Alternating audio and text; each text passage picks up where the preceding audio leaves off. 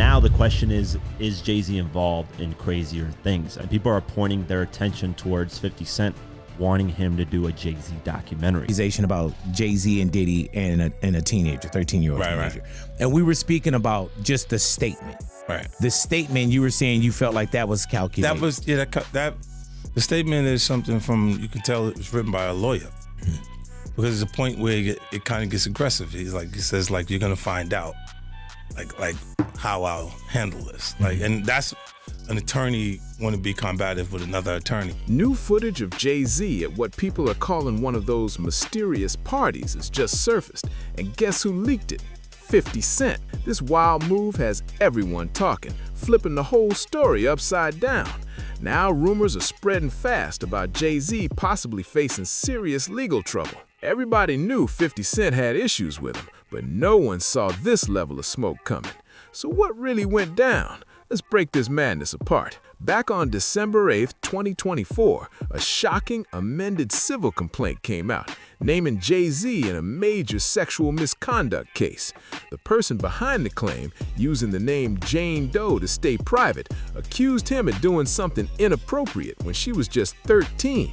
She said it happened after the MTV Video Music Awards on September 7th, 2000, and the case was filed under New York's Gender-Motivated Violence Protection Act. Huge victory for JayZ and Diddy, actually, as a lawsuit has been dropped against them. This was a lawsuit that got a lot of headlines because you remember this was filed back in December.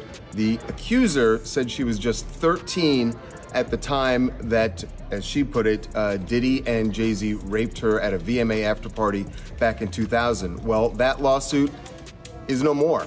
She voluntarily filed to dismiss it today without prejudice, filed those documents in federal court, and that means without prejudice. That part means that it cannot be refiled. There was no settlement here.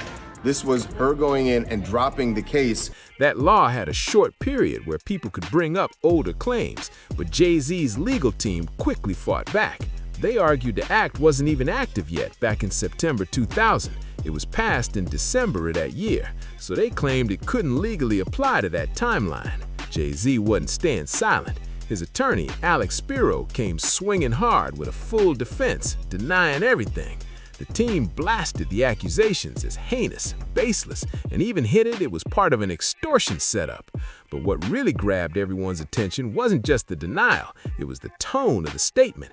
It didn't sound like a lawyer's script. It sounded like JayZ himself, standing tall, ready to protect his name and his family with full energy. The defense team didn't waste time. They started breaking down the story line by line. The plaintiff said after escaping the alleged assault, she called her father from a gas station and he drove hours to come get her. But investigators later spoke with her dad, and he reportedly said he didn't remember anything like that ever happening. That twist had the internet spinning. He basically said if something like that really happened, there's no way he wouldn't remember it, period. But that wasn't the only red flag. Remember, Tony Busby was the lawyer who filed this lawsuit for the plaintiff, who filed anonymously. He is the guy who's filed dozens at this point of cases against Diddy. And JayZ had a shot for him, saying this 1-800 lawyer gets to file a suit hiding behind Jane Doe. And when they quickly realize that the money grab is going to fail, they get to walk away with no repercussions. The system has failed. More cracks started showing in her story, and fast. She claimed the after-party went down at some private house, but photos and official records proved otherwise. The real VMA after-parties that night were at hotspots like Twirl and Lotus, not at any secret mansion. The timeline and locations just didn't line up, and that made things look shaky. Then came another twist. She said she chopped it up with Benji Madden from Good Charlotte that night, but there was a big problem. His team came forward confirming that the Madden brothers were performing out in the Midwest on tour during the VMAs. They weren't even in New York. That detail right there threw major doubt on the whole story. Even the plaintiff later admitted in interviews that some details were fuzzy. She said too much time had passed and that trauma had affected her memory, but she still held firm to her main accusation.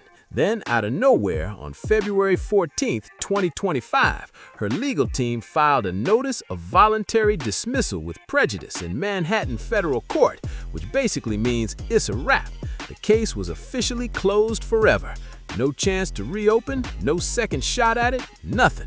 Her lawyers later claimed she backed out because she feared retaliation, but the court filing didn't list any official reason. What's wild is that after all those inconsistencies were exposed, she simply walked away from it all. No settlement, no payout, just gone. I wasn't in the ad because of look, JayZ and them was putting it together. Mm-hmm. So I think they still harbor some energy towards me. You think you were purposely left out of the ad? No. Okay. I don't think. I think that they were saying the NFL had some issues with me that I don't know what those issues are. Like, what is the issue? You see what I'm saying? JayZ's camp and Rock Nation wasted no time celebrating the win. They publicly confirmed that no money changed hands and stood firm on their message that this lawsuit never should have been filed to begin with. New footage of JayZ at what people are calling one of those mysterious parties has just surfaced, and guess who leaked it? 50 Cent. This wild move has everyone talking, flipping the whole story upside down. Now rumors are spreading fast about JayZ possibly facing serious legal trouble. Everybody knew 50 Cent had issues with him, but no one saw this level of smoke coming. So what really went down? Let's break this madness apart. Back on December 8, 2024, a shocking amended civil complaint came out, naming JayZ in a major sexual misconduct case. The person behind the claim, using the name Jane Doe to stay private, accused him of doing something inappropriate when she was just 13. She said it happened after the MTV Video Music Awards on September 7, 2000, and the case was filed under New York's Gender-Motivated Violence Protection Act. That law had a short period where people could bring up older claims, but JayZ's legal team quickly fought back. They argued the act wasn't even active yet back in September 2000. It was passed in December of that year, so they claimed it couldn't legally apply to that timeline. JayZ wasn't staying silent. His attorney, Alex Spiro, came swinging hard with a full defense, denying everything. The team blasted the accusations as heinous, baseless, and even hinted it was part of an extortion setup. But what really grabbed everyone's attention wasn't just the denial, it was the tone of the statement. It didn't sound like a lawyer's script. It sounded like JayZ himself, standing tall, ready to protect his name and his family with full energy. The defense team didn't waste time. They started breaking down the story line by line. And I, with M, because like with Nori he had communication. He said, yeah, that's why I talked to the big homie. He was saying, told Jay, he was telling me, you know, the white boy wouldn't do the truth without 50. I hit the homie, the big homie JayZ, right? And I told him to come pull up on me. And he pulled up on me. The plaintiff said after escaping the alleged assault, she called her father from a gas station and he drove hours to come get her. But investigators later spoke with her dad, and he reportedly said he didn't remember anything like that ever happening. That twist had the internet spinning. He finally broke his silence, saying he was relieved the nightmare was over, but still angry about what his family had been dragged through. He made it clear he wasn't just moving on like nothing happened. He wasn't about to forget any of it. With the case officially closed in his favor and no criminal charges ever filed, JayZ came out legally clean. The accusations had only been civil, and the statute of limitations for anything criminal had long expired. But that didn't mean he was satisfied, not even close. JayZ wanted accountability. He called out attorney Tony Busby, the man behind the lawsuit, accusing him of running what he described as a full-blown shakedown operation. He wasn't just defending his name anymore, he was fighting back. In his statement, JayZ didn't hold back. He said the legal system needed a real change, one that protects genuine victims while also protecting innocent people from having their reputations torn apart by false claims.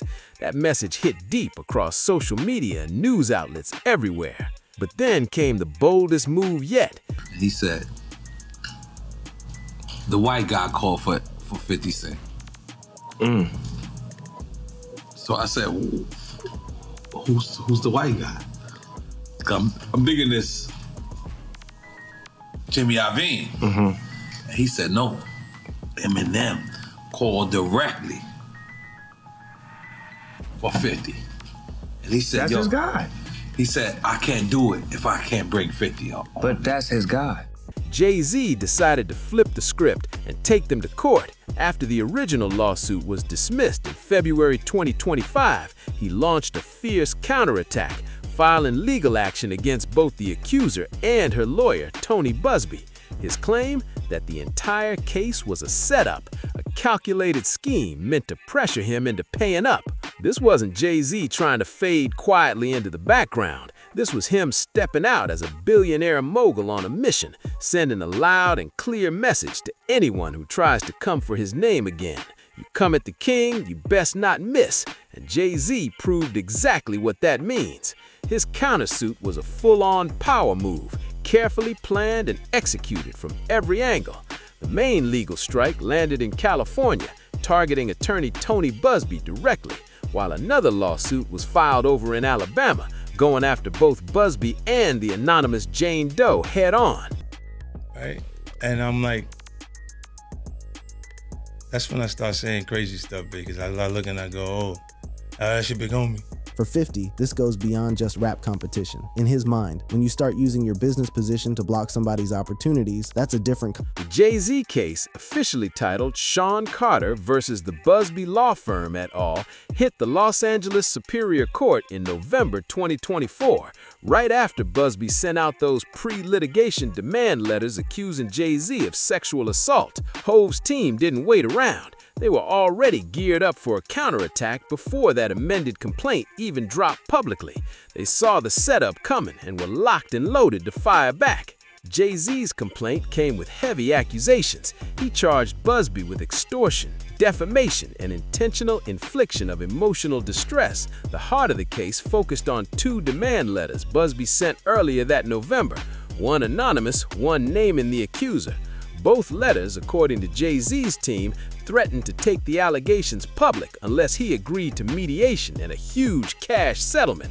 His lawyers said that was classic extortion. Basically, pay up or we'll ruin your reputation with false stories. On top of that, the countersuit called out Busby for defamation, pointing to 6 specific statements he made to the press, implying JayZ was guilty of serious misconduct without any solid proof. They claimed Busby knew the accusations were false, but pushed them anyway, acting with actual malice to smear JayZ's name. And Hov wasn't just looking for an apology, he was coming for damages.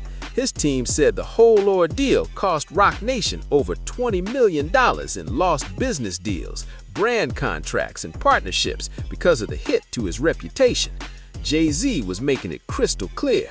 You try to play games with his name, it's gonna cost you big. JayZ didn't just want justice, he wanted to make an example. He demanded punitive damages and a court order to stop Tony Busby from making any more public statements about him. He called the whole lawsuit an evil conspiracy fueled by greed, saying it brought serious emotional pain to him, his wife Beyonce, and their kids, who all had to live through the chaos. The mogul made it clear, this wasn't just about money, it was about clearing his name for good. But Busby wasn't backing down. He clapped back using California's anti-slap motion, a legal tool meant to protect free speech and quickly shut down weak or retaliatory lawsuits. His defense? That those demand letters JayZ called extortion were actually standard legal procedure, protected by law. He argued that anything he said publicly was either opinion or based on information he believed was true, and that there was zero malice behind it.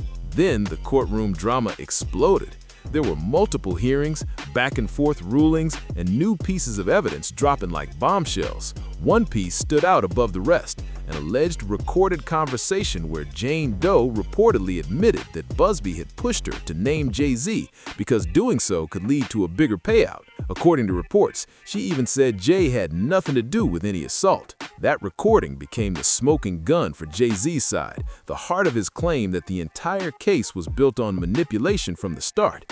It fueled his narrative that this wasn't justice, it was a setup for profit. But on July 1st, 2025, the tide turned again.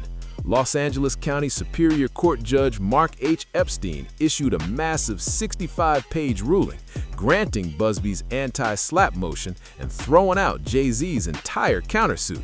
The judge ruled that sending settlement demand letters before a lawsuit doesn't legally count as extortion under California law. He wrote that in civil matters, selling silence for money is not extortion. It's a settlement with a confidentiality clause. As for the defamation claims, the judge said JayZ's team couldn't prove actual malice, which is the high legal bar public figures have to meet when claiming defamation.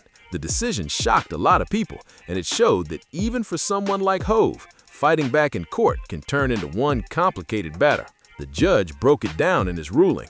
4 of the statements Tony Busby made were too vague and didn't even mention JayZ by name. The rest, he said, didn't prove Busby knowingly lied, which is a tough legal standard to meet. JayZ's team fought hard, but they couldn't get over that high bar for defamation against a public figure. Still, the judge didn't seem fully comfortable with the outcome.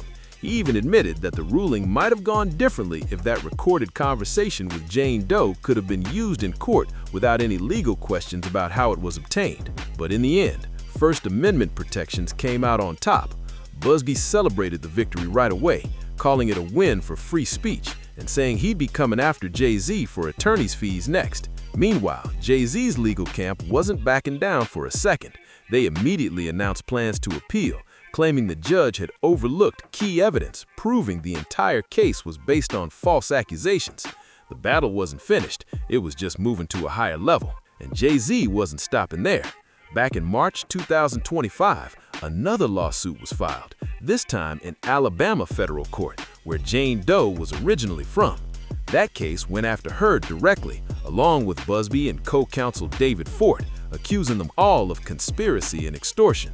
JayZ's legal filing claimed that Jane Doe had already told investigators that the accusations were made up and that she had been pressured into naming him in the first place. By late 2025, that Alabama case was still active. Motions to dismiss had been filed, but no final decision had come down yet. JayZ's legal strategy was crystal clear. He wanted them fighting battles on multiple fronts until they ran out of energy and options. His counterattack wasn't just about revenge, it was about proving how far he was willing to go to protect his legacy. These lawsuits also opened up a bigger debate in the legal world about how far someone can legally go to defend their name when they're publicly accused, and how anti-slap laws can sometimes protect attorneys even when their tactics are questioned. It became a whole new kind of courtroom chess match where power, reputation, and the law were all on the line. And while all of this was unfolding in real courtrooms, 50 Cent was out here doing what he does best, keeping the drama alive online. With over 30 million followers watching him every move, he turned social media into his own courtroom, posting memes, sly comments, and reminders that his feud with JayZ runs deep. The internet couldn't look away. 50 Cent had the ultimate platform to speak his mind about JayZ's situation, and he definitely didn't hold back. With millions of followers and a history of stirring the pot, 50 made sure his voice was loud, bold, and everywhere. His posts started heating up right around December 2024, the exact same time the amended lawsuit naming JayZ dropped, and that's when things got wild. On December 10th, 2024, 50 Cent shared a shocking AI-generated deepfake video showing JayZ getting arrested in handcuffs right after leaving an award show. It looked real enough to fool thousands of people online before they realized it was fake. The caption, "I'm afraid for my life." It was pure 50, trolling, provocative, and viral instantly.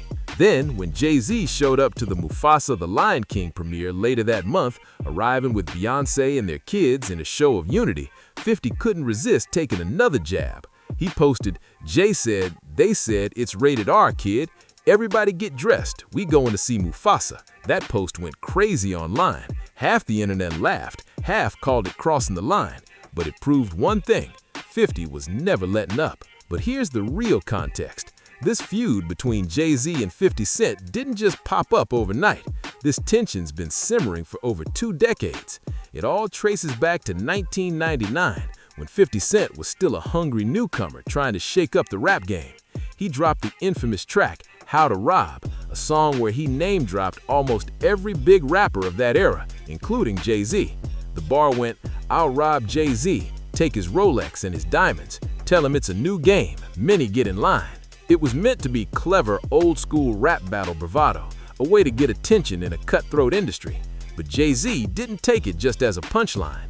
At that time, he was dominating the charts with albums like Volume 3, Life and Times of SC, and he wasn't about to let a rising MC clown him publicly. He fired back on his track, It's Hot, Some Like It Hot, in 2000, throwing subtle but pointed shots at 50 Cent, basically telling the young rapper to stay in his lane. From there, the tension never fully died. Through the early 2000s, 50 even sided with Nas during the legendary Nas vs. JayZ beef that took over hip-hop between 2001 and 2005. That beef finally cooled when JayZ and Nas shocked everyone by squashing it on stage at Jay's I Declare War concert, shaking hands in front of a stunned crowd. But while that peace moment made history, the Cold War between JayZ and 50 Cent never truly ended. By the time the 2020s rolled around, 50 Cent was still taking playful and sometimes brutal shots at JayZ every chance he got online. For 50, it wasn't just about music anymore. It was about pride, legacy, and keeping the rivalry alive in the digital era. What really reignited the fire between 50 Cent and JayZ was the whole Super Bowl halftime show drama. When Dre started putting together that now legendary performance, he wanted it stacked with icons, and Eminem made it crystal clear he wanted 50 Cent on that stage too. But according to 50, that's where things got tense, because JayZ, whose company Roc Nation oversees the Super Bowl halftime production alongside the NFL, wasn't exactly thrilled about the idea. The behind-the-scenes story blew up after Noré from Drink Champs spilled the details. During an interview, he said Eminem had to seriously fight to make sure 50 got that spot. Reportedly, M told the organizers straight out that if 50 wasn't included, he wasn't performing either. That ultimatum sealed the deal, and 50 ended up hanging upside down on stage in one of the most talked about moments of the show. But for 50 though, this wasn't just about a performance, it was personal. In his eyes, when someone like JayZ allegedly uses their industry power to block another artist's shine, that crosses the line. This wasn't friendly rap competition anymore. This was business warfare in full effect. And that tension, it's been brewing for decades. So when JayZ's legal drama hit in 2024 and 2025, 50 saw it as an open lane to take aim again. The timing couldn't have been more explosive. He used the headlines to throw shade, post jokes, and keep the narrative alive while JayZ was caught in a public storm. But this wasn't just petty social media beef. It was part of a much bigger move. All that commentary 50 was dropping online tied directly into his Netflix documentary project, The Reckoning, announced back in 2024. The series, with 50 Cent as executive producer alongside director Alexandria Stapleton, promised to dig into the darker sides of fame, power, and accountability in the entertainment world. And you can bet JayZ's situation gave him plenty of fuel to stir the conversation even more. 50 Cent knew exactly how to keep people guessing. He kept dropping cryptic teasers and exclusive hints on social media, making everyone wonder if JayZ was about to get exposed in his Netflix project. The internet went wild with speculation after 50 posted a cartoon-style drawing clowning JayZ's look on Instagram. It instantly went viral. Then, when someone commented asking if JayZ was next on his list, 50 hit like on that comment, and boom, the internet lost it. Everyone started trying to decode what he was plotting next.